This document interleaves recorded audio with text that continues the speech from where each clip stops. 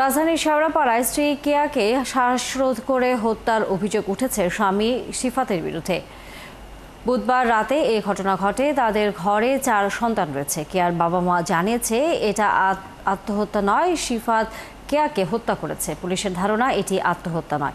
আইনগত ব্যবস্থা নিতে কাজ করছে পুলিশ, আরও জানাচ্ছেন মামুন হোসাইন।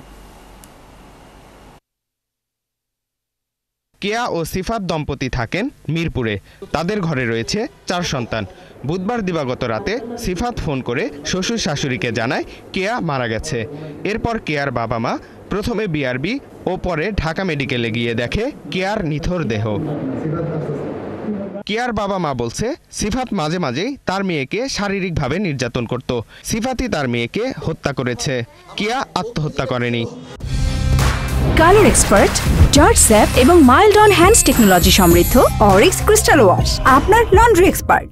ক্রেজি করছিল ও হঠাৎ করে ক্রেজি হয়ে গেল, ভালো ভালো ক্রেজি হয়ে আমার মায়ের হঠাৎ করে মাথার মধ্যে ঘুষি ঘুষি দিত, ও মারতো, চুলে ধরে মারতো, এগুলো করতো। আমার মেয়ে এই অনেক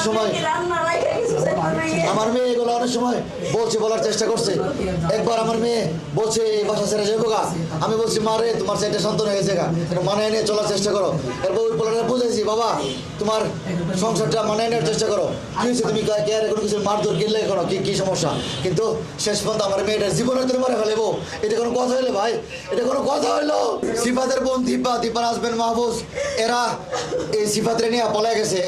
এর পাশে একটা গেট আছে, আমার নাম বলে মনির পলায় গেছে। ওর বন্ধু প্রেম, ও বলতেছে আন্টি একটু শান্ত হন, আপনার মেয়েকে মেরে ফেলছে, আমি অনেক কিছু জানি, আমি সাক্ষী দিব আন্টি, আপনি একটু শান্ত হন, আপনার মেয়েকে ওরা মেরে ফেলছে কথা বলছে সে। ওই ফাঁসি চাই, আমার মেয়েকে খুন করছে, দেখেন নাই যে আমার মেয়ে যে রান্না করতেছিল, আমার মেয়েকে সুসাইড করতে পারে? এগুলি রাইখে আপনারা বলেন। কেয়ার মরদেহ ময়নাতদন্ত করে আইনগত ব্যবস্থা গ্রহণ করছে পুলিশ।